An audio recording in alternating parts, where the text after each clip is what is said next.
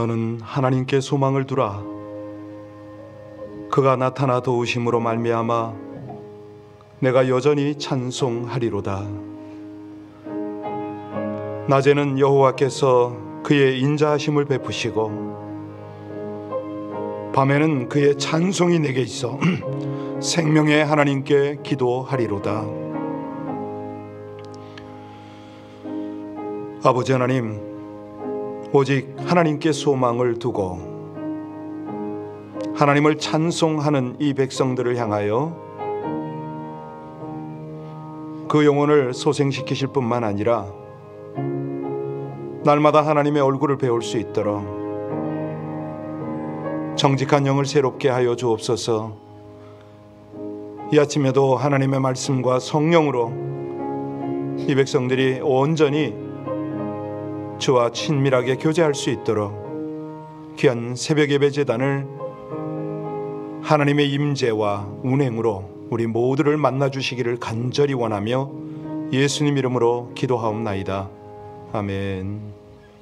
여러분들은 낮에 우리 성도님들과 소통을 할 텐데요, 기도도 하시고 특별히 전화, 카톡 하지 않겠습니까? 그때 어떤 말을 하시고 싶으세요? 아침에 제가 좋은 아침입니다 이렇게 인사하면서 할렐루야 할 걸 이 생각을 했고, 우리 성도님들하고 교통할 때 그런 생각이 들어요. 오늘 하루도 믿음 안에서 주님과 친밀하게 동행하며 모든 일에 주님 닮은 모습으로 승리하십시오, 이 이야기를 하고 싶더라고요. 우리 온 성도님들과 함께 그런 인사를 나누고 서로 격려하고 위로하고 지금 이 쉽지 않은 팬데믹 상황을 잘 극복할 수 있도록 우리 함께 그렇게 기도할까요? 온 성도 모든 교회들이 한결같이 주 안에서 서로 사랑과 선행을 격려하고 위로하고 믿음을 견고히 세워갈 뿐만 아니라 이 악한 영적 전쟁터에서 믿음으로 승리할 수 있게 해달라고, 우리 성도님들의 하루하루 순간순간이 주님과 동행하게 해달라고 우리 합심으로 함께 간절히 주님 앞에 중보하며 기도 올리겠습니다. 아버지 하나님, 하나님의 은혜로 주의 백성들을 함께 중보하며 하루하루 믿음 안에서 살게 되니 진실로 감사를 드립니다. 간절히 기도할 때 우리 온 성도님들 삶의 현장에서 주님과 친밀하게 동행하기를 간절히 원하오니 늘 주님 말씀 붙잡고 성령의 인도를 받을 수 있도록 하나님 역사하여 주시옵소서. 서로 주 안에서 아름다운 문안을 나누고 격려하고 위로하고 이 험난하고 어려운 영적 전쟁에서 마침내 승리할 수 있도록 은혜 주시기를 간절히 원합니다. 늘 성결하기를 힘쓰게 하여 주옵소서. 기도가 멈추지 않게 하여 주옵소서. 항상 기뻐하며 주 안에서 날마다 모든 일을 만날 때마다 주님 믿고 의지하여 주를 섬기며 끝까지 승리의 길을 갈 수 있도록 하나님의 교회, 하나님의 성도들을 축복하시기를 간절히 원합니다. 모든 하나님의 나라, 우리 아버지 하나님의 복음의 역사가 귀한 당신의 백성들을 통하여 이 땅에 나타나기를 간절히 원하오니 오늘도 승리하는 하루 되게 하여 주옵소서. 새벽부터 밤 잠자리에 들 때까지 우리 주님과 함께하는 귀한 우리 하나님의 백성들, 저들의 모든 영적인 삶이 되기를 간절히 원하며 우리 주 예수님 이름으로 간절히 기도하옵나이다. 아멘. 오늘은 구약 욥기서입니다. 시편 앞에 욥기서 1장 1절로 5절입니다. 구약성경 761쪽입니다.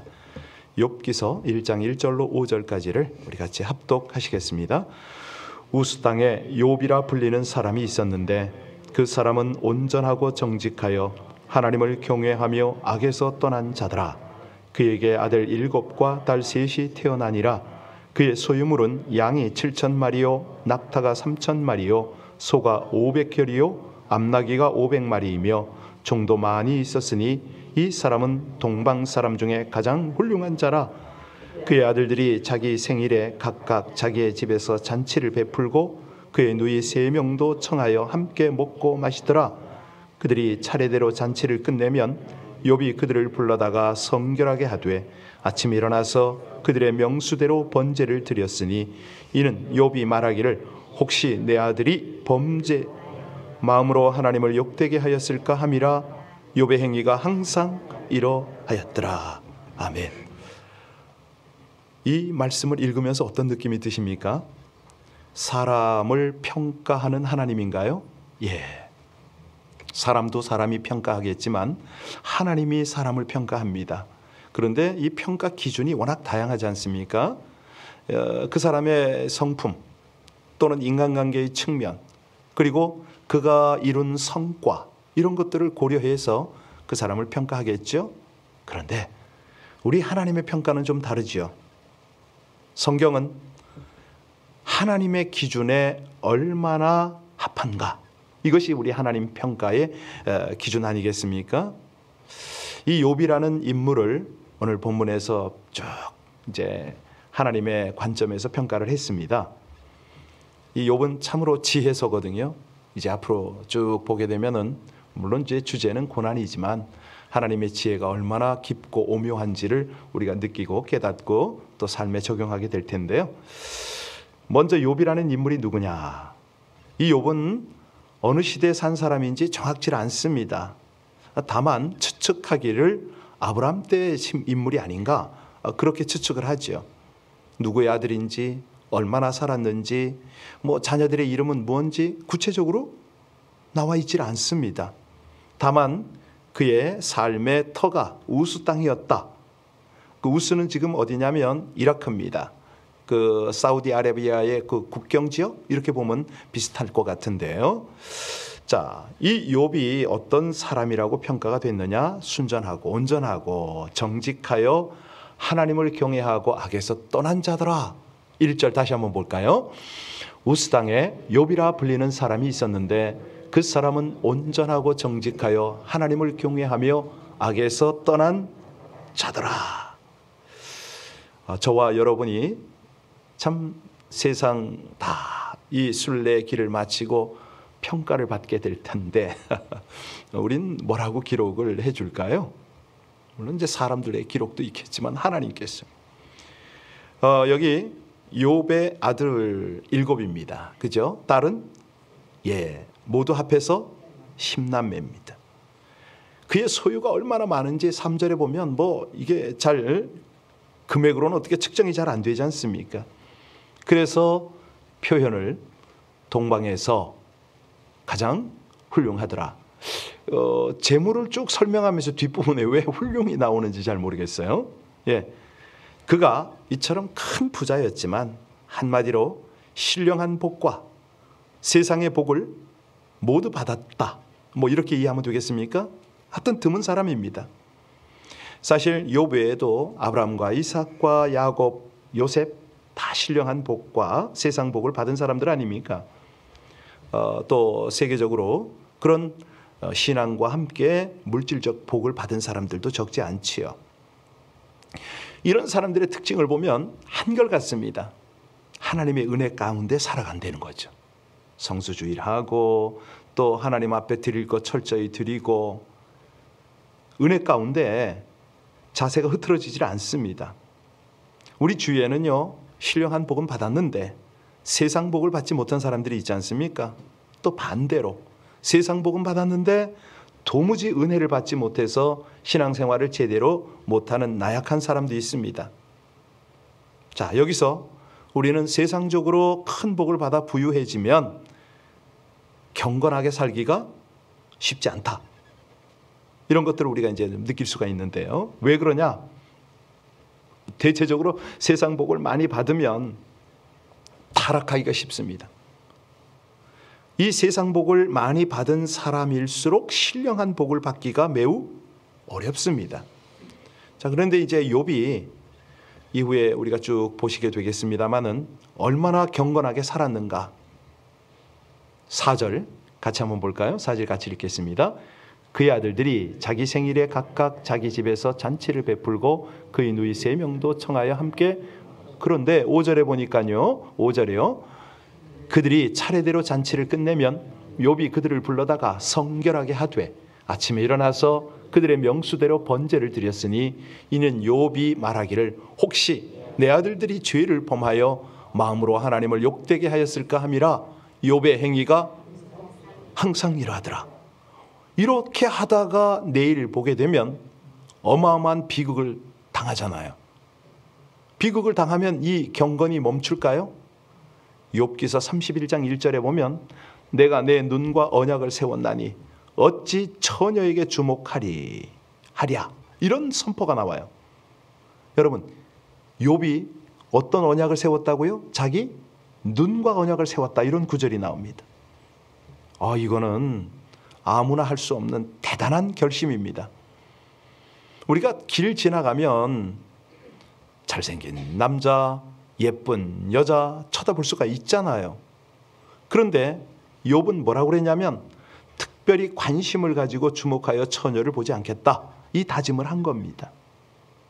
왜? 예쁜 처녀를 보다가 마음이 끌려서 다른 마음을 품게 될까 봐 내가 주목하지 않겠다 작정을 한 거죠.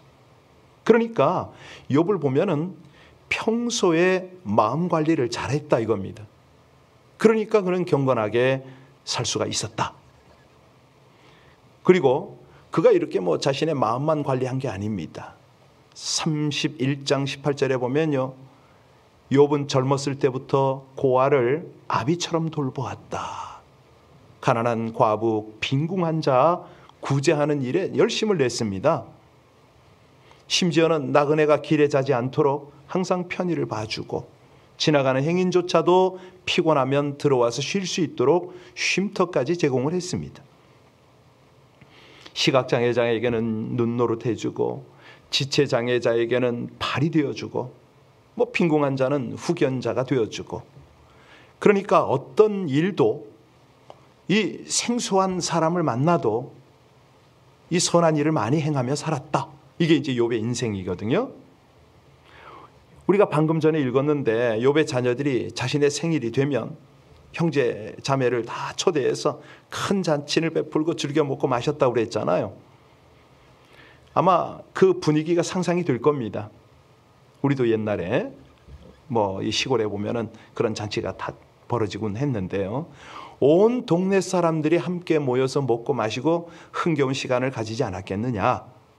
그런데 욥은 그들과 달라요. 흥겨운 것으로 끝나는 게 아닙니다. 그 먹고 마실 때 걱정을 하고 있네요. 재산을 너무 허비하는 건 아닌가? 자녀들이 너무 많이 먹어서 탈이 나지는 않는가? 이런 걱정을 하는 게 아니에요, 지금. 그러니까 5절에 다시 보세요. 지금 어떤 걱정을 했습니까? 내 아들들이 죄를 범하여 어떻게 한다고요? 마음으로 하나님을 배반하지 않을까? 야, 이거 이런 내용을 딱 보면은요, 섬찟합니다. 야, 정말 그렇지. 이렇게 해야 되는데. 먹고 마시고 즐기는 것은 좋은데 너무 빠지다 보면 하나님을 잃어버리기가 쉽지 않습니까? 그러니까 하나님을 잊어버리게 되면 마음으로 범죄하고 순간적으로 실수하게 되는 거죠. 욥이 바로 이걸 걱정한 겁니다. 그러니까 욥의 걱정은 거룩한 걱정이다. 예, 신령한 걱정이죠. 우리 중에는요, 저도 물론입니다만은 내가 이거 좀 거룩하게 살아야 되는데, 하나님의 뜻대로 살아야 되는데, 내 자녀들이 죄 짓지 않고 바르게 살아야 하는데, 이런 걱정하잖아요. 기도하잖아요. 사실 욥뿐만 아닙니다. 모세도 이스라엘 백성들을 향해서 걱정을 많이 하며 살았습니다. 우리가 신명기 8장을 보고 왔는데요, 이스라엘 백성들이 광야 생활을 마무리하고 가나안 복지를 바로 눈앞에 두고 있을 때 모세가 어떻게 합니까? 내가 오늘날 너희에게 명하는 여호와의 명령과 법도와 규례를 지키지 아니하고 내 하나님 여호와를 잃어버리게 되지 않도록 삼갈지어다. 네가 먹어서 배부르고 아름다운 집을 짓고 거하게 되며 내 우양이 번성하며 내 은금이 증식되며 내 소유가 다 풍부하게 될 때에 두렵건대 내 마음이 교만하여 내 하나님 여호와를 잊어버릴까 하노라. 이 걱정을 했습니다. 아주 야단을 하면서. 사실 그들이요, 출애굽을 해서 40년 광야에서 얼마나 고생을 많이 했습니까? 그들이 이제 가나안에 들어가면 잘 먹고 잘 살게 될 텐데 그때를 걱정하는 겁니다. 마음이 교만해져서 하나님 잊어버리고 타락해서 교만해지지 않을까 걱정을 한 거예요. 이 걱정들은요, 사실은 욥의 걱정이기도 하지만 더 정확하게 말하면 하나님의 걱정이고요. 모세의 걱정인 것 같지만 하나님의 걱정인 겁니다. 우리 하나님께서 우리들을 부자로 살게 하시고 출세도 하고 싶으시죠. 그런데 하나님의 관점에 하나님이 걱정하시는 것은 뭐라고요? 편해지면, 등 따시고 배부르면 딴 생각할까 봐 하나님은 그걸 걱정하신다는 거죠. 욥과 같이 아무리 축복을 많이 받았어도 하나님을 잊어버리지 않고 경건하게만 살 수 있다면 좋겠는데 대부분의 사람이 그러질 못하거든요. 너무 잘 먹고 잘 살게 되면 순간 나태해지면 방탕하기 쉬우니까 하나님 잃어버리고 타락하기가 쉽잖아요. 여러분, 우리가 이런 케이스를 얼마나 많이 봅니까? 한국에도 보면요, 졸부들이 있잖아요. 부모님으로부터 많은 이 유산을, 땅을, 건물을 상속받은 사람들. 이들이요, 돈이 들어오면 착실하게 살려고 안 해요. 편하게 그냥 적당히 즐기고 여행하고 먹고 이렇게 살려고 그러죠. 저도 아는 사람들이 그런 사람들이 있는데, 지역들이 그 지역이 신도시로 개발이 되면서 수백억을 이렇게 이제 그 재산이 형성이 된 거죠. 졸지에 거부들이 됐어요. 그러니까 다니던 직장 그만두고 이제 그런 게 지겨운 거예요. 그런 게 시시해진 거죠. 좋은 집 사고 좋은 차 굴리고 아주 사치스럽게 살았어요. 그리고 이제 그 형제들이 보니까 의기투합해서 벤처기업을 설립을 했네. 근데 경험이 있습니까? 기술이 있습니까? 무모하죠. 네. 여기저기 사기당하고 부도나고 결국은 화를 자초한 겁니다. 안타까운 것은요, 재산을 다 잃어버리는 것으로 끝나는 게 아니라 그들이 폐인이 되어버렸습니다. 그러니까 결과적으로 맡겨진 재물이 축복이 되지가 못하고 저주가 되었다. 이런 일이 한두 번이 아닙니다. 사실이요, 예수 믿는 사람 가운데도 너무 잘 살고 세상에서 출세하다가 타락한 사람들이 있습니다. 왜 그렇게 타락을 하느냐? 분명히 신앙을 가졌는데도 불구하고 타락을 하는 이유는 하나님을 잊어버렸기 때문에, 하나님의 은혜를 소멸했기 때문에. 세상 일이 재미있을수록, 잘 될수록, 잘 먹고 잘 살수록 하나님을 잊기가 쉽지 않습니까? 그러니까 하나님을 잊어버리고 사는 순간은 영적으로 위기지요. 사실 다윗과 같이 하나님의 마음에 합한 자 아닙니까? 얼마나 훌륭한 인격입니까? 얼마나 귀한 신앙입니까? 그도 남의 아내를 빼앗는 간음죄를 범하고 그 남편을 죽이는 살인죄까지 범했잖아요. 그러니까 이 다윗이 죄를 범하는 순간이 어떤 순간이냐? 하나님의 은혜를, 하나님을 잃어버리는 그 순간인 거죠. 만약 다윗이요, 하나님을 기억하고 그 은혜 가운데 은혜를 계속 생각했다면 그 죄는 짓지 않았을 겁니다. 다윗 같은 인격도, 그런 신앙도 하나님을 잊어버리는 순간 범하게 된다. 죄를 범하게 된다. 그러니 하물며 우리같이 보통 사람들은 말할 것도 없지요. 그런데 요셉은 다윗과 달랐습니다. 애굽에 팔려가서 보디발 집에 있을 때에 날마다 보디발의 아내가 얼마나 유혹을 했습니까? 붙잡았습니다. 애걸했습니다. 그런 유혹을 뿌리치잖아요. 흔들리질 않아요. 그러면 어떻게 그 젊은 청년이 경건을 사수하며 승리할 수 있었을까? 창세기 39장 9절에 보면요, 그 요셉의 단호한 의지가 거기 나와요. 내가 어찌 이 큰 악을 행하여 하나님께 득죄하리까? 한마디로 위기의 순간마다 그는 하나님을 기억을 했다는 거죠. 하나님의 은혜를 소멸치 않았습니다. 우리가 언제 어디서나 어떤 경우라도 이 하나님을 잊지 않아야 된다는 거죠. 우리 인간은 은혜 없이는 살아갈 수가 없습니다. 하나님의 은혜 아래서 하나님을 잊지 않고 사는 그런 비결이 뭐냐 도대체? 어떻게 하라는 거냐?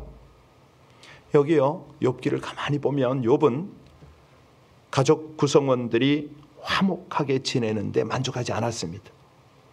자신이 먼저 정직하고 경건하게 살았고 모든 자녀들이 하나님을 잘 섬길 수 있도록 최선을 다했습니다. 이 생일 때마다 잔치가 벌어지면 따라오는 게 뭡니까? 포도주잖아요.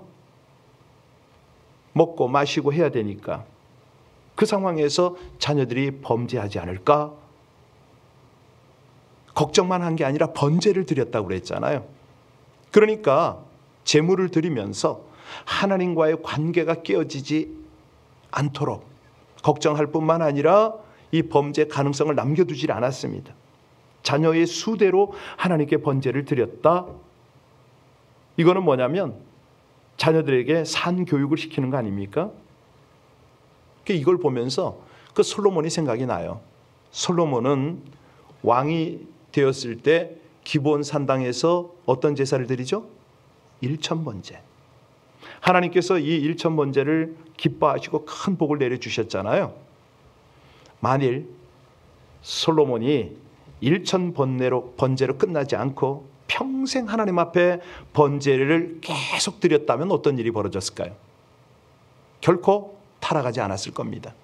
더 확실한 왕권과 이스라엘을 세워나갔을 겁니다.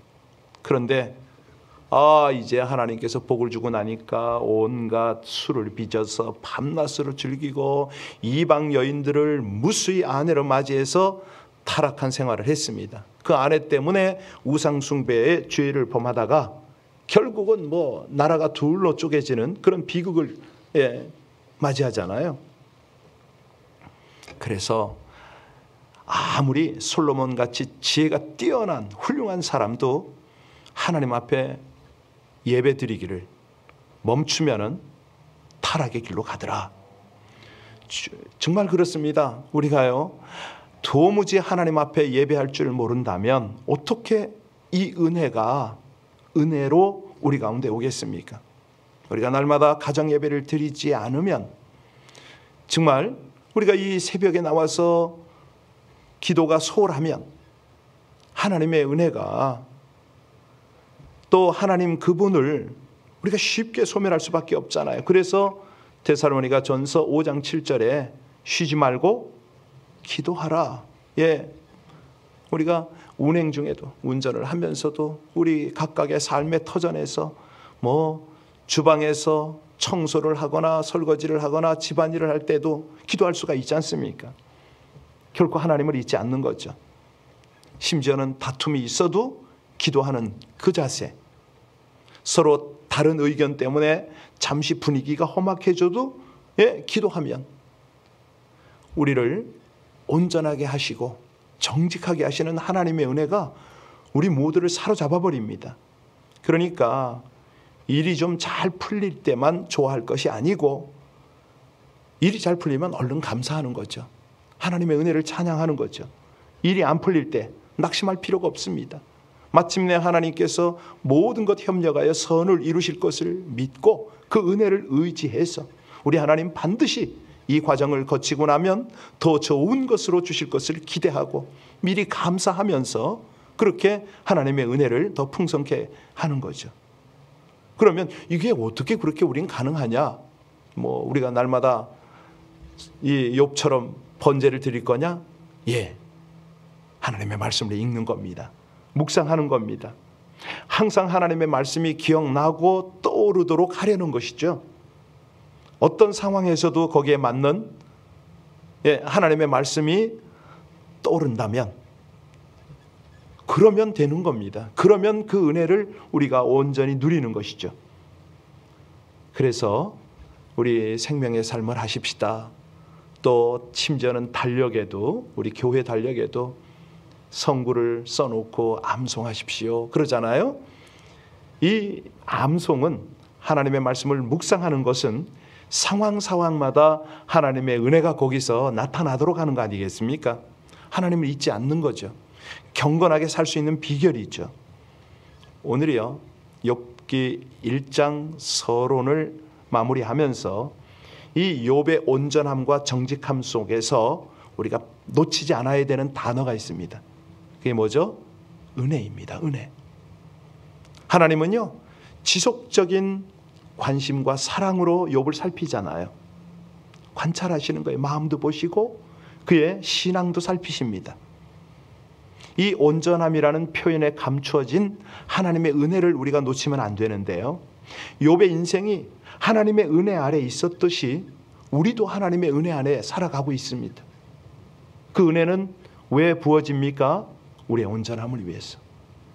하나님과의 관계가 정직해짐을 위해서. 그런데 그것을 놓쳐버리면요, 하나님을 쉽게 잊어버리게 되고, 우리의 경건한 삶은 다 소멸이 되는 것이죠. 이 아침에도 하나님 잊지 않고 하나님의 은혜를 늘 감사하며 우리의 삶이 하나님이 바라보시는 삶, 하나님이 기대하시고 축복하시는 온전하고 정직한 삶이 될 수 있도록 성령의 도우심을 구하는 삶이 되시기를 주의 이름으로 간절히 축원합니다. 기도하시겠습니다. 사람의 중심과 그 삶을 평가하시는 아버지 하나님, 자신과 자녀들의 삶을 온전하고 정직하게 행하며 살기 위하여 마음으로 지은 죄까지 하나님 앞에 회개한 경건한 욥의 인생도 하나님의 은혜 아래 있음을 고백합니다. 하나님의 은혜 아니면 살아갈 수 없는 인생, 마음과 행함으로 지은 많은 죄들을 회개합니다. 대가 없이 주어지는 하나님의 은혜 안에 살아가는 인생답게 온전하고 정직하여 하나님을 경외하며 살기를 소원합니다. 믿음의 고백이 성품과 행함으로 드러나도록 매 순간 영적으로 깨어 성령과 동행하게 하여 주시옵소서. 하나님이 보시기에 주님만을 신뢰하며 말씀의 끝까지 순종한 신앙으로 영원히 기억될 수 있도록 인도하여 주시옵소서. 예수님 이름으로 기도하옵나이다. 아멘. 새벽에 여러분 각 가정과 본당에서 기도하시는 여러분들 덕분에 하나님의 교회가 우리 하나님의 은혜 가운데 거하고 또 한 걸음 한 걸음 모든 어려움도 돌파하고 새로운 하나님의 일들을 경험하게 됩니다. 오늘 금요 예배가 있는데요. 금요 예배를 위해서 기도를 부탁합니다. 내일 새벽에는 최현준 목사님이 말씀을 나누게 될 텐데 위에서 기도를 좀 부탁드리고요. 우리 이 시기를 살아가는 하나님의 백성들이 쉽지 않습니다. 욥과 같이 고난을 당하더라도 하나님 안에서 하나님의 은혜를 온전히 의지하여 승리하도록 이 아침에 함께 우리 모두가 중보하고요. 특별히 욥처럼 우리 자녀들을 위해서, 저들의 신앙생활을 위해서 합심으로 간절히 기도하는 이 아침이 되길 바랍니다. 하나님, 아버지 하나님의 귀한 은혜의 말씀을 따라 이 아침에도 하나님을 바라봅니다. 욥처럼 온전하고 정직하게 하나님 앞에 인정받는 그 삶을 향하여 이 아침에도 기도하고 하나님의 긍휼과 은혜를 구하며 나가는 저희들 되기를 간절히 원하오니, 사랑하는 아버지 하나님, 귀한 당신의 백성들, 주의 나라, 주의 영광, 하나님의 교회, 하나님의 복음을 위해서 기도할 때에 저들의 무릎, 저들의 모든 기도가 더욱 강하게 하여 주시기를 간절히 원합니다. 고마우신 아버지 하나님, 우리의 미래가 온전히 주님께 있음을 고백합니다. 아버지 하나님, 하나님의 은혜로 오늘까지 살아왔고 또 이후로도 주님 앞에 갈 것입니다. 아버지 하나님, 우리의 기도가 주 앞에서 더욱 간절하고 견고해져서 하나님 보시기에 합한 기도가 되게 하여 주시기를 간절히 원합니다. 도우시고 역사하시는 아버지 하나님, 충만하게 하여 주옵소서. 감사합니다.